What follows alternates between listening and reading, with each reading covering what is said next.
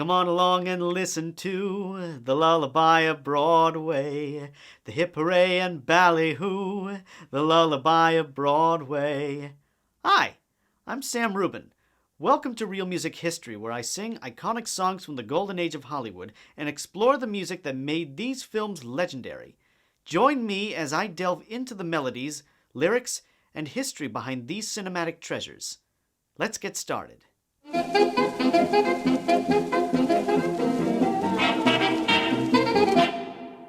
Lullaby of Broadway is the Oscar-winning song from the Hollywood musical film Gold Diggers of 1935, directed by Busby Berkeley, composed by Harry Warren, with lyrics by Al Dubin. After a fairly predictable plot, the song, which comes at the end, takes the audience on a weird journey about the day in the life of a Broadway singer. The film's transition from mundane to extraordinary, guided by Berkeley's unique vision, left a lasting impression on me. Simply put, Part 1 is about stingy rich guests at a summer resort being waited on by staff, paid only in tips. And divided amongst you. Predictable romantic relationships occur between the staff and the adult children of the wealthy widow Mrs. Prentice. Part 2 is a 14-minute grand finale enacting the song Lullaby of Broadway. Busby Berkeley is known for his extravagant dance numbers. How did he come up with this stuff? During World War I, Busby Berkeley was a lieutenant in the U.S. Army Artillery, conducting and directing military parades. After the war, he staged camp shows for soldiers. This training translated into the film's mechanized opening, with hotel staff working in unison, leading to the extravagant showcase of synchronized dancing to Lullaby of Broadway at the end. In Part 1, there's a hint of what's to come when Adolf Menjou, playing the eccentric Russian theater director Nikolai Nikolaev, picks up a meat cleaver and slashes the air while showing the staff the dance steps for the upcoming show. It's tribal, threatening, and humorous at the same time. He's ridiculous, mad, and frightening. Observing Nikolaev's dedication and mania, we realize there may be more to this film than we think. This scene is the pivot point between Part 1's predictable and unremarkable script and Part 2's unexpected glamorous pageantry, which is the charity show. Enter the Cigarette Girl, who sings the signature song at the end, played by actress Winnie Shaw, a vaudevillian and singer. She represents a woman working on Broadway, living the nightlife in the big city. Before the song, we see her as a possible gold digger, flirting with the son of the rich widow underwriting the show. As she heads to the dressing room, she is stopped by Nikolaev, the director. Why are you not ready? I just this minute got off duty. So, my cast is late because she has to sell cigarettes. Hurry, I help you dress quick. Remind me after the show to slap your face. Nikolaev never forgets. This scene is shorthand for the song's message. She's the Broadway baby, but her performance ends in tragedy, adding a darker layer to the film. Berkeley paints the song with choreographed humans dancing through large sets. Everything is extravagant and overdone. Clocks telling the time of day, strap hangers on their way to work, workers clocking into their jobs, and the singer's early morning sleepy bedtime routine. Miss Shaw starts singing as a disembodied head in the distance. Her mask-like face against a pitch-black background looks like a skull floating in the night. What is Berkeley trying to say with this image? He seduces the viewer to look at life happening in the shadows. Choosing the Cigarette Girl to sing the song raises a question. What happens to the person who doesn't follow the rules? Let's call it a day. The song, written during the recovery of the Great Depression, is upbeat and reflective of life getting back on track. But behind this excitement lurked a sinister darkness, not unlike what was growing in Europe, Hitler's Nazi Germany, and Mussolini in Italy. As Hitler consolidated power, he gained support from many fascinated Americans, including some in government, who admired him and his anti-Semitism. This led to the formation of Nazi organizations in the United States.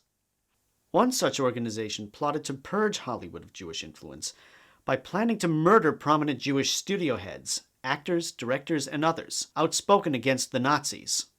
Though not Jewish, Busby Berkeley was among those targeted. We will never know why he was singled out.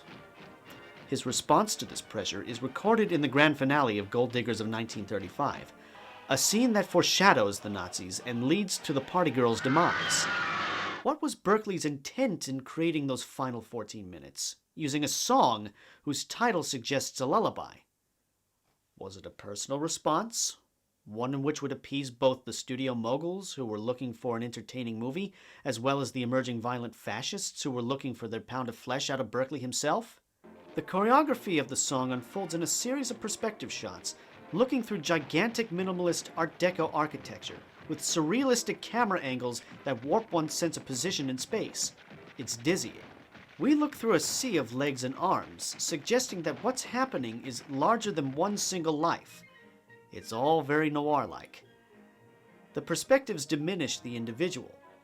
Everything is big, symmetrical, and uniform.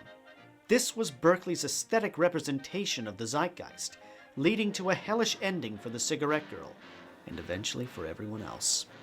Busby Berkeley never got the credit he deserved as one of Hollywood's great visionary directors. Musical films went in and out of style and never sustained as a genre. Watching Gold Diggers of 1935, many times while listening to the song, it strikes me as mythological. The wild woman meets her fate as the sacrificial lamb. So, did she jump, or was she pushed? And now, here's the song, sung by me, Sam Rubin. If you like my voice, please subscribe, like, and share. Thank you.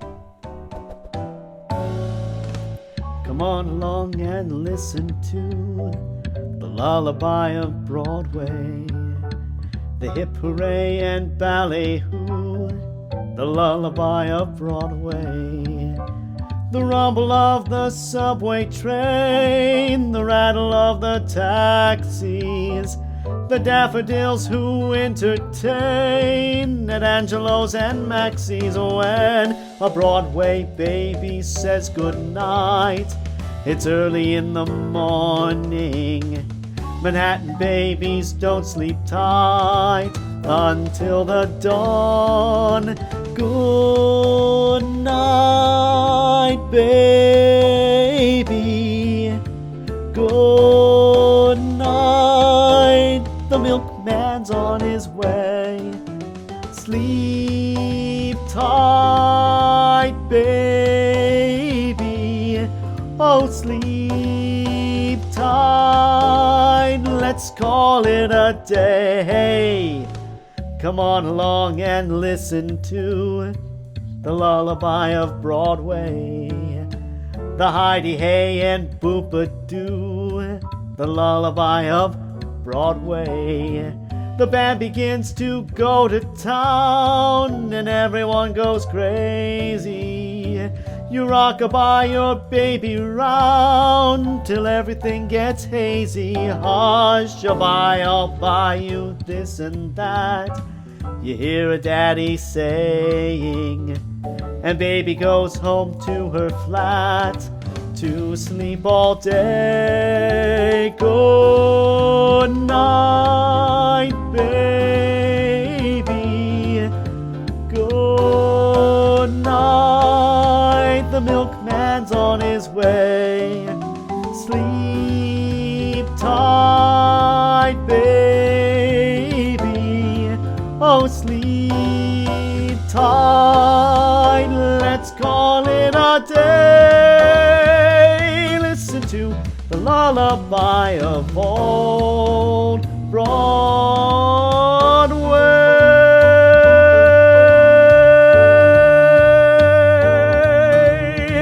Come on along and listen to Broadway.